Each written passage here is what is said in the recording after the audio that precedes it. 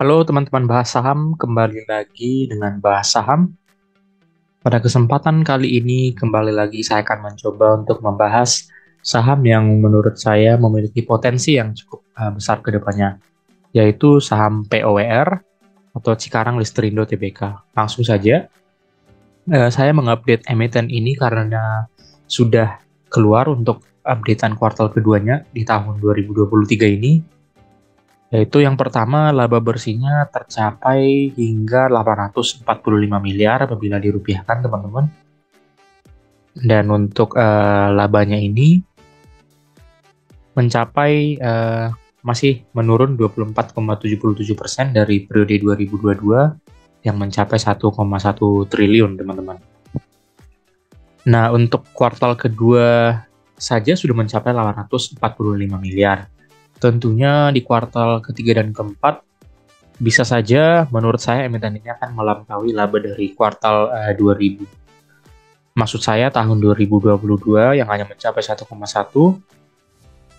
karena tersisa 2 kuartal lagi, teman-teman. Jadi hal tersebut bisa saja sudah melebihi laba di tahun 2022, mungkin di tahun 2021.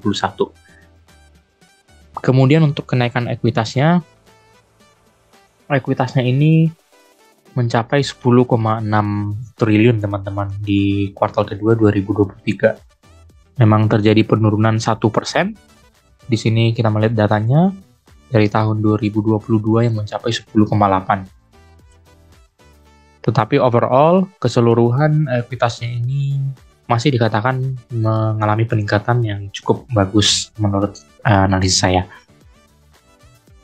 Nah, untuk EPS-nya di sini datanya tersaji bahwasanya untuk EPS di tahun 2023 saja sudah sangat jauh melampaui EPS dari tahun-tahun sebelumnya apabila disetahunkan, teman-teman. Dengan penambahan laba yang konsisten sampai dengan kuartal terakhir di tahun 2023, kemungkinan besar dia akan memiliki EPS yang jauh melampaui dari kuartal-kuartal sebelumnya.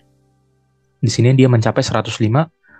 Dari tahun 2018, emiten ini belum pernah mencapai EPS sebesar 100.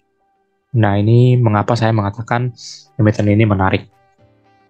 Asal nanti dibarengi dengan pencapaian laba yang signifikan di kuartal ketiga dan kuartal keempat sisanya.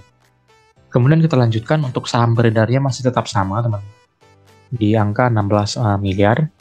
Dan untuk utangnya di sini terlihat stagnan ya, teman-teman, walaupun memang ada penurunan dari tahun 2022 ke 2023 kuartal kedua, tapi untuk utangnya masih bisa dikatakan tidak terlalu jauh penurunannya. Dan untuk penambahan kasnya, untuk kuartal kedua dia masih memiliki penambahan atau pengurangan arus kas, teman-teman.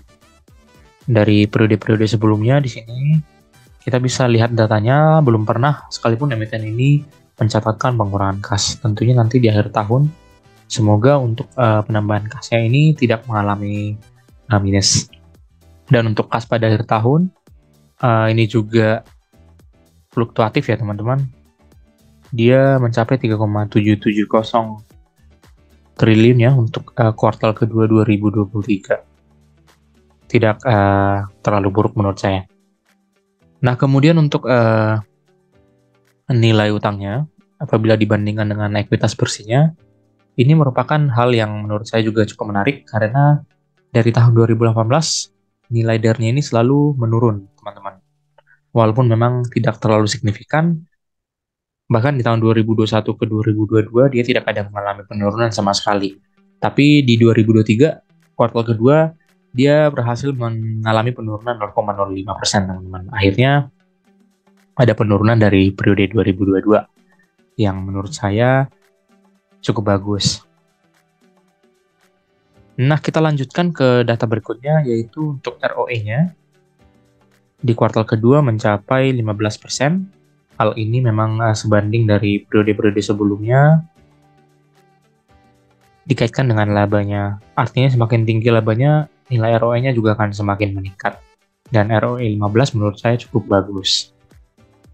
Secara total, akumulatif, rata-rata ekuitasnya tadi berada di angka 4%, yang menurut saya tidak terlalu bagus dan tidak terlalu buruk juga. Dan rata-rata ROE-nya yang bisa dikatakan cukup menarik karena berada di angka 10% apabila kita merata-ratakan dari tahun 2018. Artinya emiten ini bisa mempertahankan peningkatan laba di atas 10%, teman-teman.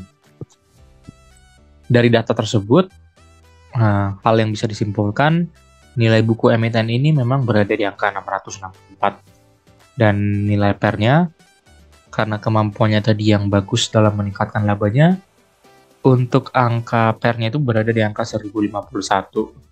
Sehingga dirata-ratakan harusnya harga yang bisa diekspektasikan yang dicapai emiten ini berada di angka 850-an, teman-teman. Pada saat video ini dibuat, kita bisa melihat harga saham POHR per lembarnya itu berada di angka 755. Sehingga dari harga saham ini, emiten ini sebenarnya sudah berada di angka PBV1 yang artinya sudah sama dengan nilai bukunya, dan untuk PER-nya masih berada di angka 7, artinya belum mencapai angka 10 sesuai dengan yang wajar, teman-teman. Dan untuk MOS-nya juga tidak terlalu menarik ya teman-teman, karena tidak berada di angka 30%, yang artinya risikonya masih ada yang cukup besar apabila kita entry di harga sekarang. Nah, di samping itu, untuk analisis lanjutan, seperti biasa, saya melihat harga wajarnya dari harga-harga saham dari tahun 2018-nya, sehingga didapat harga wajar emiten ini seharusnya berada di angka 1000-an, teman-teman. Karena dikombinasikan dari nilai PBV dan PER yang terjadi 5 tahun terakhir. Nah, emiten ini pernah mencatatkan nilai PBV jauh melebihi angka bukunya, teman-teman, yaitu berada di angka 2, dan PER-nya juga jauh di angka 10. Nah, kita lihat di sini, nilai PBV 2-nya tercapai pada saat labanya mencapai 1,096 triliun. Dan PER 15-nya dicapai pada saat labanya 1,096 triliun dan ekuitasnya bahkan berada di angka 8,9 triliun.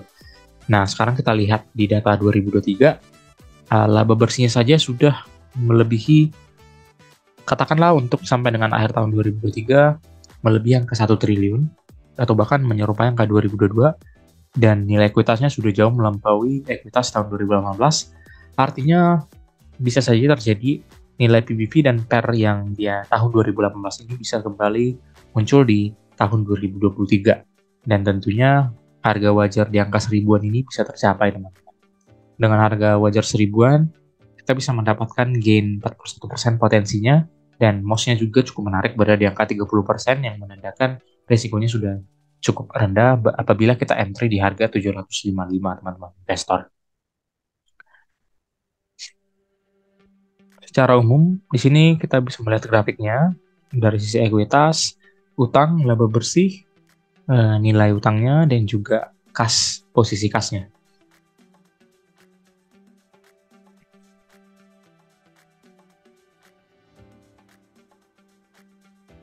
Baik, kemudian teman-teman investor, saya lanjutkan analisis dari sisi teknikalnya. Untuk teknikalnya sendiri menurut saya sangat menarik, teman-teman. Dikarenakan apa? Terlihat untuk harga saham ini masih mengalami konsolidasi dari tahun 2020 kuartal pertama, yaitu di bulan Maret pada saat pandemi COVID itu menyerang. Dan dari tahun atau periode tersebut, harga saham ini terkonsolidasi hanya berada di range 600 sampai dengan 800, teman-teman. Nah, bagusnya di sini kita melihat harga sahamnya perlahan-lahan bergerak mendapatkan nilai support yang baru, yaitu dari sini berada di angka 600, masih di 600, tapi dari tahun 2023 dia sudah mengalami peningkatan di angka supportnya, mungkin berada di angka 700 atau bahkan 650, teman-teman. Artinya untuk emiten ini dia sudah mengalami peningkatan, walaupun memang secara umum kita melihat terkonsol ya teman-teman di angka 800 atau range 600 sampai dengan 800-an. Nah, menurut saya analisis di sini harganya terkonsolidasi. Apakah memang nanti potensinya bisa menuju ke angka 1000? Karena apabila saya lihat di sini harga saat ini masih berada di bawah harga pada saat pandemi, teman-teman. Jadi potensi menuju angka 1000-an Yang menurut saya harga normalnya itu masih cukup terbuka lebar karena tadi memang secara analisis fundamental juga nilai wajarnya berada di angka 1000-an. Jadi menurut saya teman-teman tidak mungkin emiten ini tidak akan menuju ke sana. Artinya potensi ke sana itu cukup terbuka lebar. Tadi pertama didukung dari performance yang bagus, nilai ekuitasnya yang cukup bagus, dan juga nilai utangnya yang bisa diminimalisir cukup rendah, berada di bawah nilai ekuitasnya. Nah, menurut saya sudah saatnya di sini melakukan akumulasi apabila memang turun kembali ke titik supportnya berada di angka 700 atau bahkan menuju 600, saatnya diakumulasi teman-teman. Karena apabila sudah terkonsolidasi seperti ini, suatu saat kemungkinan akan mengalami peningkatan yang cukup signifikan teman-teman. Kemudian untuk sentimen-sentimen positifnya, ini adalah hal yang saya sukai teman-teman, yaitu emiten ini rutin membagikan dividennya.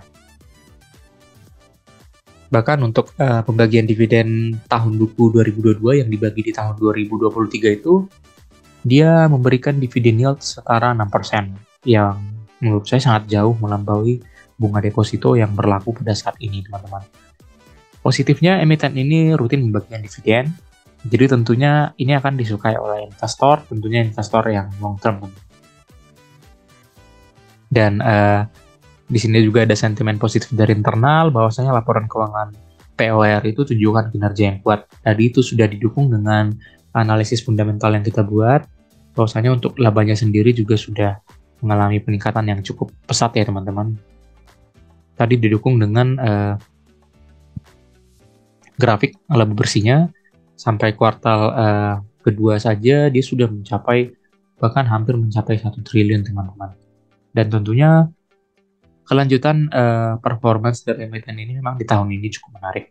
Kemungkinan nanti di maksud saya di kuartal ketiga dan keempat, bisa saja dia sudah melebihi laba dari 2019. Dan pada saat itulah nanti harga sahamnya akan dikerek naik. Mungkin sekian teman-teman pembahasan saya mengenai POR. Apabila teman-teman tertarik, boleh diklik like dan subscribe.